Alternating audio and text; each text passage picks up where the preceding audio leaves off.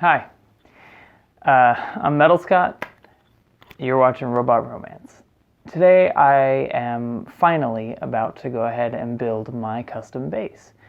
And I wanted to go over all the parts I'm using and also sort of explain why I'm doing it this way. So, there was a bass a couple years ago that I got really into the sound of and the look of, and it was the Hodad bass by Danelectro in blue and white, and it looked so good and I really liked the sound of it, but at the time I just didn't have the money. And it wasn't expensive, it was only like $400, but I didn't have the money. So what I did was I waited, and then after like 8 months or so I was like, okay, let's see if I can get it. And I couldn't find it. It stopped being sold in the major online stores, and also I couldn't get it on Reverb or eBay or Amazon. Basically, people liked it, they didn't want to get rid of it, and they stopped making it, so you just can't find it. And there's one thing, and so I was like, okay, maybe in my mind, I was like, I don't know what I'm going to do. But then I started making custom instruments, and I decided, well, let's go all out. Let's make this thing exactly what I want and more, And so the first thing that started with was getting the Danelectro Hodad tone. And there was something particular about Danelectro basses that I really like. And the difference that they have that like no other bass has is the lipstick pickup instead of a J-bass standard sort of single coil pickup. They've got lipstick pickups, which means the single coil is wrapped in a metal tube. And so to get the sound of the Danelectro bass, the first thing you want to do is start with a lipstick pickup. And so I did. After some research, well, there's one thing about the Danelectro Hodad is that, it is on the cheaper end, and so it does kind of have a cheaper end sound, so I wanted to find an upgrade to the lipstick pickup, which I found exactly one company that makes, and that's Kenda Armstrong. And so this is the Kenda Armstrong lipstick pickup, and it's built to be a J-bass upgrade. Although I do want to say, if you get these as a J-bass upgrade, it's entirely likely that you're going to have to Dremel out the hole from your J-bass pickup a little bit, because these are bigger than your standard J-bass pickup. That's something you should probably know. But yeah, so I started with the pickups, and then I had another issue, or another thing that I wanted, and that is the really deep cutaway for the access for the neck. I found that the neck access on standard, like a P bass, I actually have trouble hitting all 20 frets on my P bass sometimes. Sometimes, getting on the like low strings at the highest frets, it's difficult. And I was like, I can do better than that. I'll make a deeper cutaway. And so I did. I lined up my Rickenbacker, and I sort of like used that as inspiration for the cutaway. So it's nice, deep, wide cutaway, getting really close to the highest frets. And I realized something about that. The reason they can go so deep is because it's not a bolt-on, it's a set neck. So you don't need to worry about loss of tone from it not being like locked in all directions. So I had to sort of compromise a little bit from my original design. And so it's not like a full flat like I had it originally. It's just got like a little bit of a lip. And you can see just a little bit. So like it's got nice deep. And there's just a little bit of a lip right here. Just a little tiny bit, which I rounded down to give me what I want. And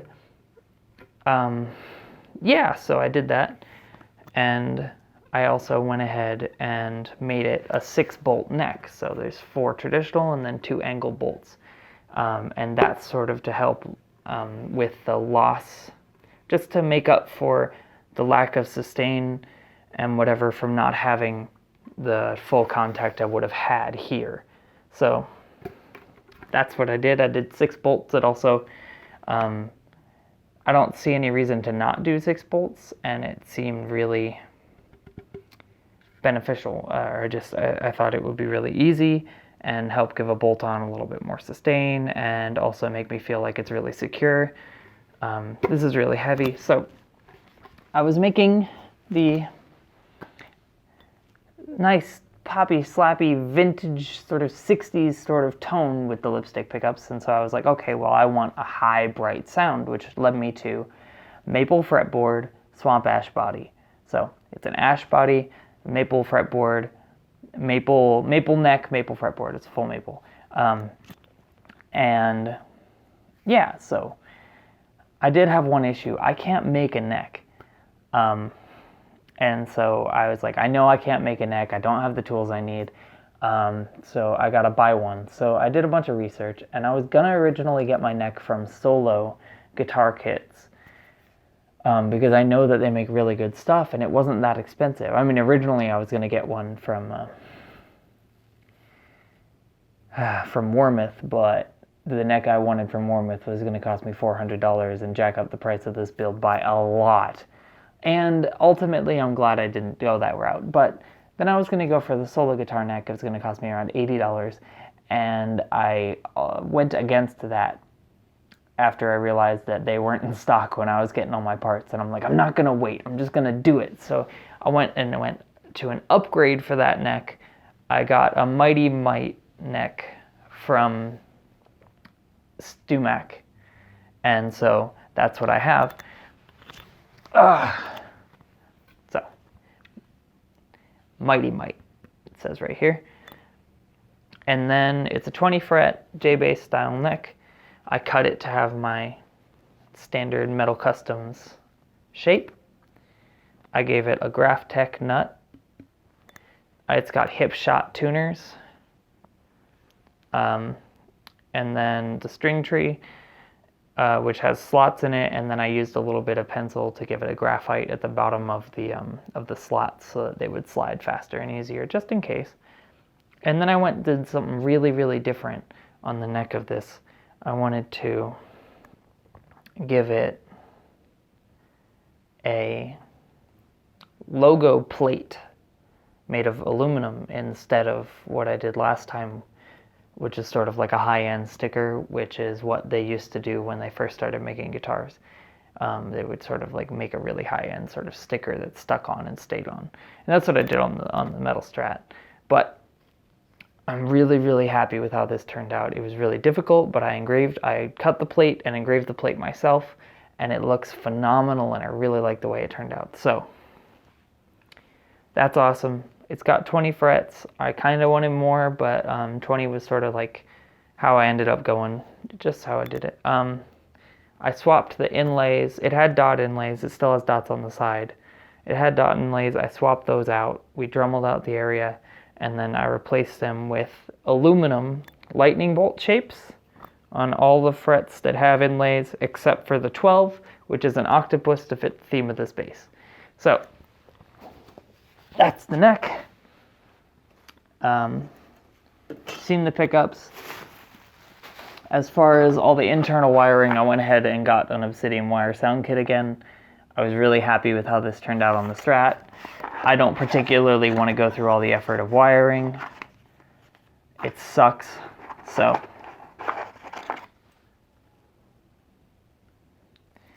it's my Obsidian soundboard. And to fit the Obsidian wire soundboard, instead of, I was going to make a control plate out of wood because I was going to stain it to match the guitar, and then I thought otherwise. I said, you know what, it's also going to shield it a little bit if I make it out of aluminum. So I did. I really like how this turned out. I love lightning bolt shapes. It's sort of like my thing. That's why the frets have it. And so I made a lightning bolt shaped control plate out of aluminum.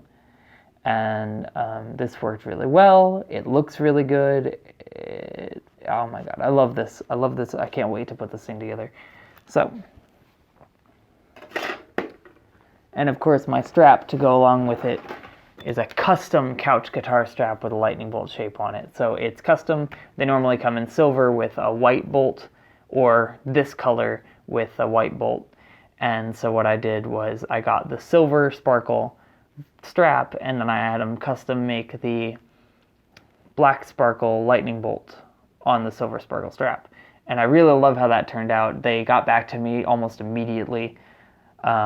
I emailed more for them before I went to sleep, and then when I woke up, I got an email back already. And they were just like, yeah, of course we can do that. And we think it would look super sick. And I'm like, thank you, I agree. So that's couch guitar straps. I have several couch guitar straps. They're fantastic. They're a little bit expensive, but they're worth it. I love them. I never have an issue playing. I used to have, like a little bit of the weight of the bass would get to me over some time with some of my other straps over the years, but never had an issue with the couch. And I think it's a great strap. I highly support them. And I'm not sponsored at all. I mean, come on. But I'm really happy with their product. So,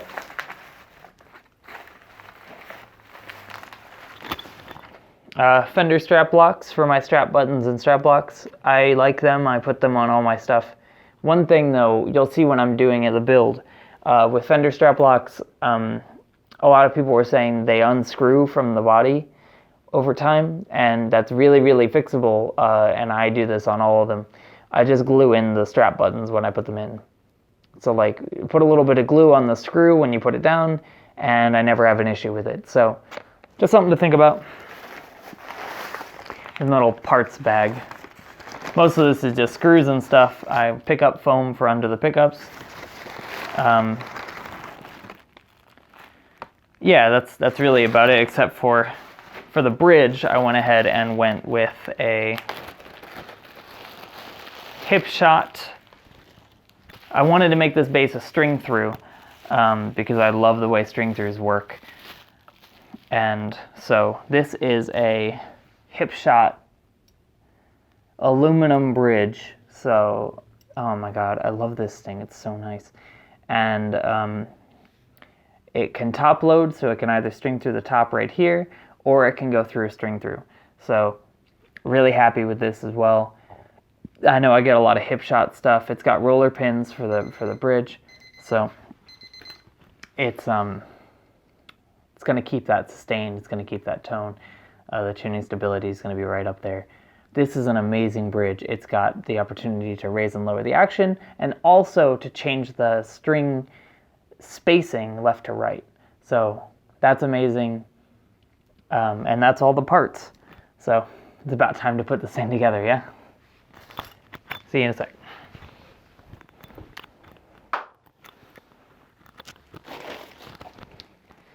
Okay, so the first thing we got to do is do the ferrules for the back. I got these all spaced out, so hopefully this will go as easily as I'm hoping. Yeah.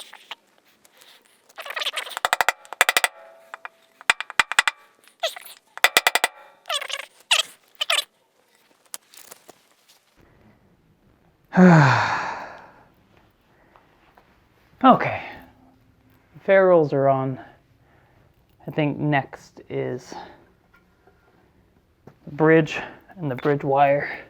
Let's get these out. Let's just get everything out, yeah. I want it to have a little bit of down. Yeah, pretty much just like that. Just enough room to get these down in bridge.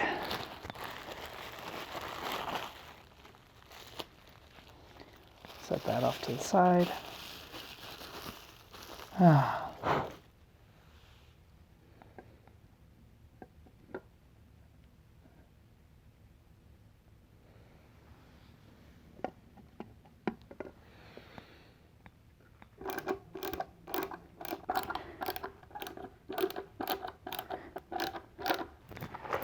It's still basically screwing.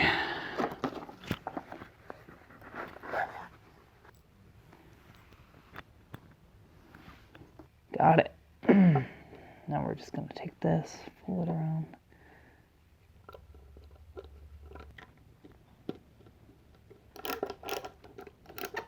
Put some pickup foam in here.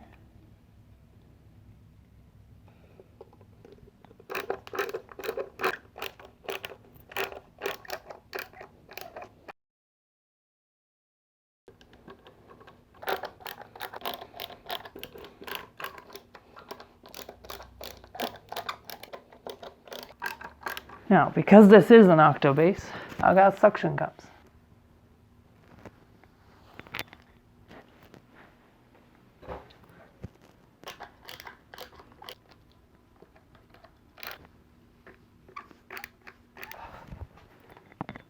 How? Okay. Line that up.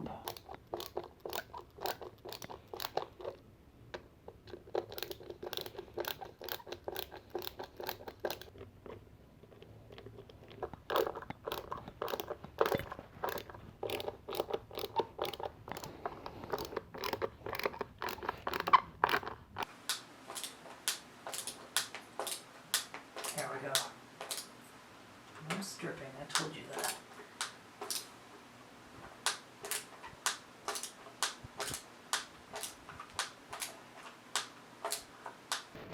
Hi, so last you saw, we're getting the neck on literally a second ago. Why do I say these things?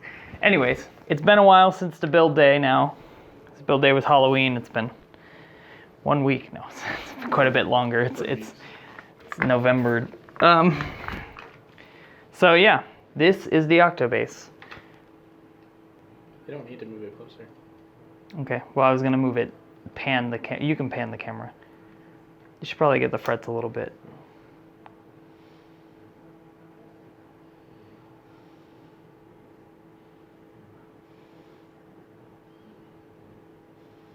Put this down some.